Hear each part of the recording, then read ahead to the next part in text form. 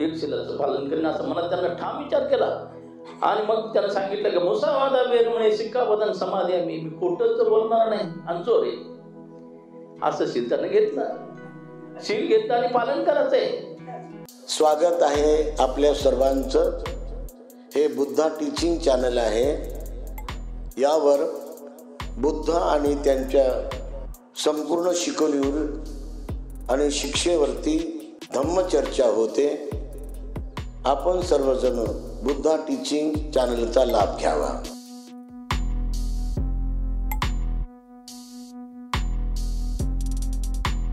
नमो तस्स भगवतो अरहतो सम्मा संबुद्धस्स.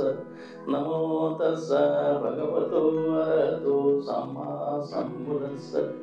नमो तस्स भगवतो अरहतो सम्मा संबुद्धस्स. या ठिकाणी सर्वांनी प्रवचन दिलेलं आहे. माझं प्रवचन आता स्टार्टिंग पासून सुरुवात होत आहे, जेणेकरून तुम्ही पंचशील घेतलेला आहे. परंतु पंचशील आपल्या जीवनामध्ये का आवश्यक आहे?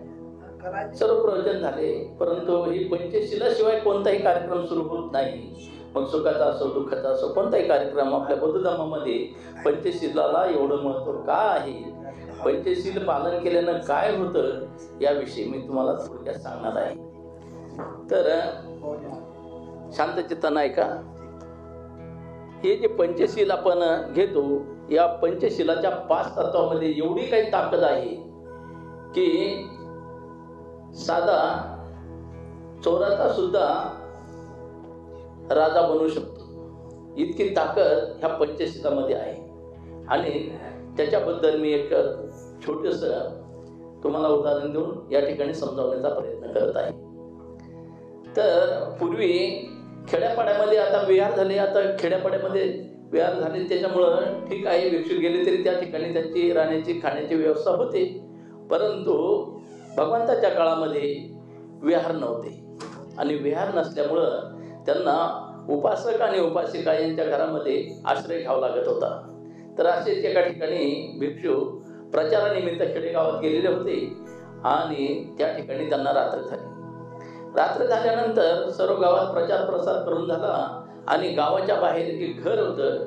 त्या घराच्या मालकाला त्यांनी विचारलं, उपासका या ठिकाणी माझी राहण्याची व्यवस्था होईल का? तर ते म्हणाले ठीक आहे, बंदीजी रात्रभरचाच प्रश्न आहे, राहू शकता तुम्ही, काही अडचण नाही आहे. कारण बंदीजी संध्याकाळी काही जेवत नाही, कोणतं काही त्यांना लागत नाही पाण्याशिवाय. तर ठीक आहे म्हणले आणि ते गावाच्या बाहेर जे घर होते त्या घरी ते मुक्कामाला थांबले. आणि त्या ठिकाणी थांबल्यानंतर सकाळ झाली. नेहमीप्रमाणे बंदीजी सकाळी उठले आणि म्हणाले, उपासक आणि उपासिका हो, मी तुम्हाला आता पंचशील देतो. ते म्हणाले ठीक आहे बंदीजी, द्या पंचशील, काही हरकत नाही. आणि बसले. त्यांनी पंचशील दिलं. म्हणले पण याचं पालन करावं लागतं. पालन काय भानगडे? नाही, असंच नाही. हा जो धम्म आहे, पालन करायचा, आचरण करायचं आहे. या 5 शिलाचं पालन तुम्हाला करावं लागेल. पहिलं शील आहे पानातिपाता वेरमणी सिक्काबदन समाधी आम्ही. दुसरं शील आहे आदिंदाना वेरमणी सिक्काबदन समाधी आम्ही. तिसरं शील आहे की कामी सुमिचारा वेरमणी सिक्काबदन समाधी आम्ही. आणि चौथं शील आहे मुसावादा वेरमणी सिक्काबदन समाधी आम्ही. आणि 5वं शील आहे सुरामेरय मज्जपमादठाना वेरमणी सिक्काबदन समाधी आम्ही. आणि मराठीतून अर्थ समजून सांगला बंदीजीने. आणि मग सर्व समजून सांगल्यानंतर तो जो घर मालक होता त्यानं काही सांगलं नाही की माझा काय उद्योग आहे, असं काही त्यांनी सांगलं नाही, भिक्षू नाही विचारलं नाही त्याला. आणि मग तो म्हणाला की बंदीजी हे 5 शील तर माझ्याकडून काही होणार नाही बा, कारण तो चोर होता, त्याचं घर गावाच्या बाहेर होतं आणि तो चोर असल्यामुळं तो कोणत्याही शीलाचं पालन करण्यास तयार नव्हता. परंतु त्यानं बंदीजीला असं सांगलं नाही की मी चोर आहे. मग बंदीजी म्हणाले की बाबा 5 नाही होते 4चं करा. 4चं काय हरकत आहे, 4 शीलाचं पालन करायला काय हरकत आहे? तर म्हणले नाही 4 बी नाही होणार. मग 3चं करा. 3चं बी जास्त होतं बंदीजी. 2चं करा. आता त्याला असं वाटलं की बंदीजी ऐकतच नाही, तर मग मी एक शील सांगतो.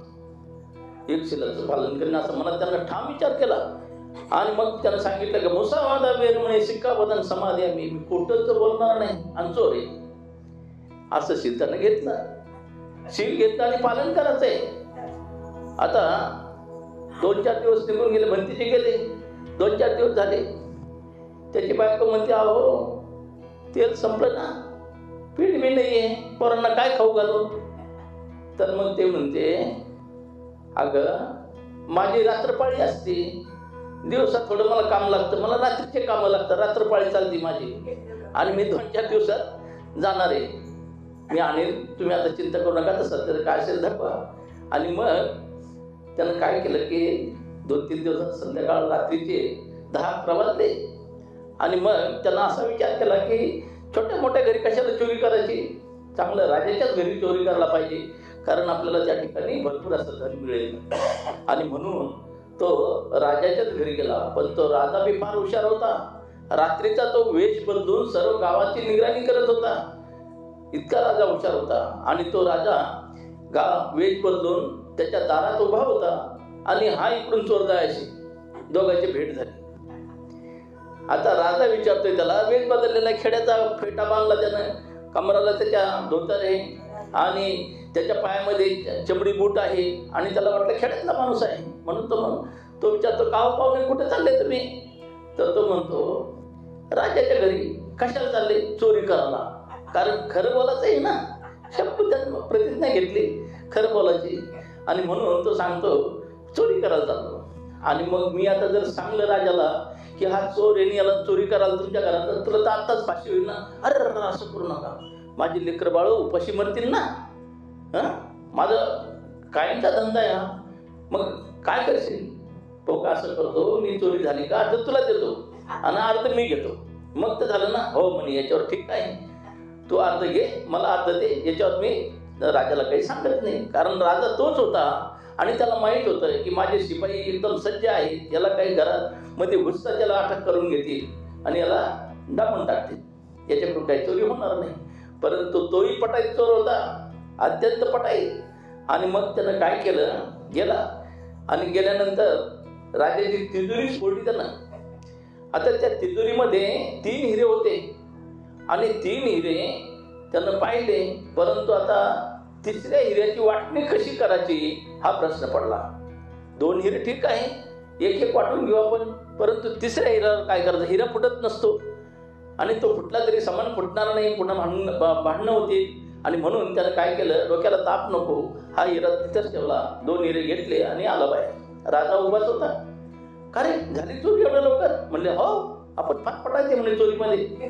अरे म्हणे खूप हुशार दिसतो म्हणे तो.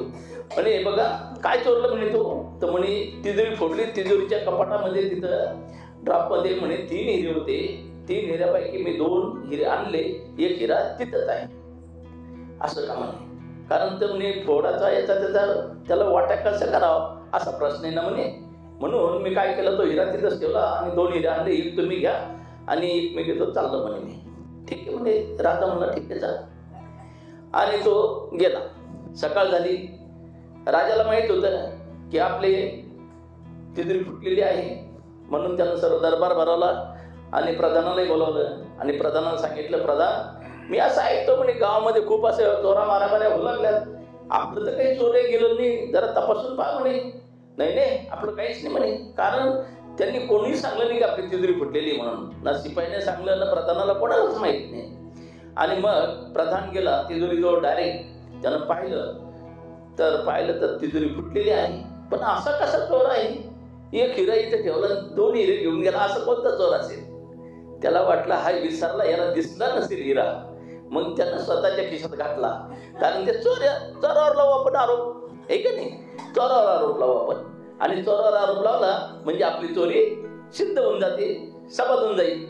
आणि म्हणून गेला तो, राजासाहेब ते जे ना तिजोरी फुटली म्हणे आणि 3 हिरे काय.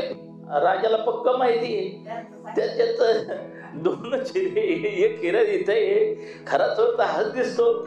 तर म्हणे चांगलं पाहिलं का तुम्ही. हो चांगलं पाहिलं म्हणे, काहीच नाही म्हणे तिथं, 3च्या 3 हिरे गायब आहेत आणि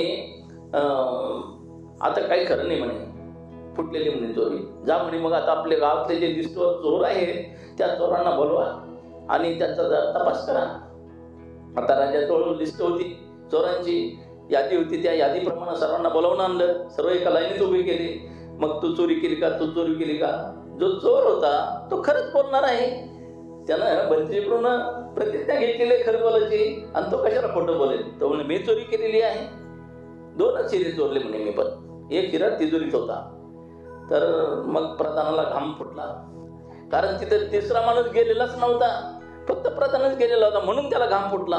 सत्य बघा कसं असतं. आणि मग राजानं सांगितलं, राजालाही माहित होतं, चोराला माहित होतं. तर म्हणलं का रे खरं सांग काय?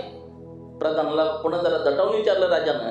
तर मग म्हणाला, साहेब, राजेसाहेब, माझी नियत फिरली आणि मी तो हिरा खिशात घातला. मला असं वाटलं की हा जो हिरा आहे मी चोरून घ्यावा, कारण चोरेल तर तिन्ही चोरेल ना, एक कशाला ठेवेल, म्हणून मला मोह सुटला आणि तो हिरा मी खिशात घातला.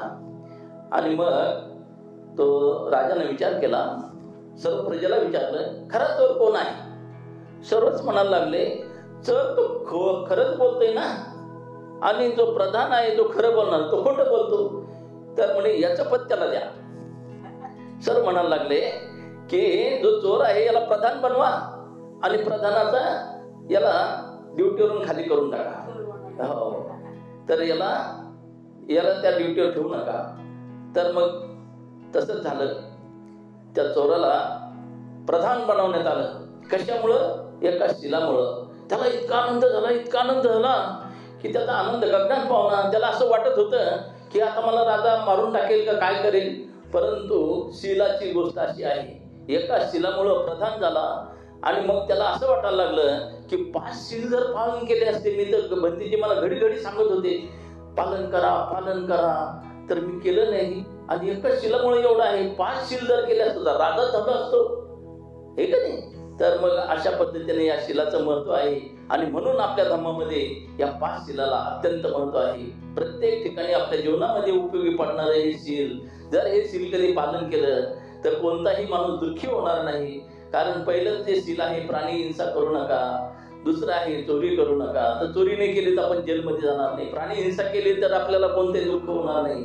आपण प्राणी हिंसा करतो तर दुसऱ्याला दुःख देतो, म्हणून आपल्यालाही दुःख होणार नाही. तिसरं आहे की व्यभिचार करणार नाही. जे व्यभिचार करतात तर ते जेलमध्ये जातात, अनेक त्याच्यावर संकट येतात. आणि खोटं बोलणारे तिथे काही सीमाच नाही. ते खोटी साक्षी देऊन कोर्टामध्ये वाटेल तसे पैसे लुबाडतात, परंतु त्यांचं काही खरं नाही. आणि दारू पिणारे तर तुम्हाला माहितच आहे कसे आहे, घराच्या घर बरबाद झाले. तर भगवान बुद्धांनी 26,000 वर्षापूर्वी, 2,600 वर्षापूर्वी या ठिकाणी आपल्याला जे शील दिलेले आहे ते याच्यासाठी दिलेले आहे, आपले संसार सुखी करण्यासाठी, आपण सुखी होण्यासाठी. परंतु आपण खूप मोठा अभ्यास करतो, परंतु जे शील 5 आहे त्याचाच आपल्याला अभ्यास नाही आहे. आणि म्हणून आपल्याकडून नकळत आपल्याकडून काही गोष्टी चुकतात आणि म्हणून आपल्यालाही दुःख येतं. भगवंताचा धर्म हा फक्त शिलावर अवलंबून आहे. शील त्याचा पक्का आहे.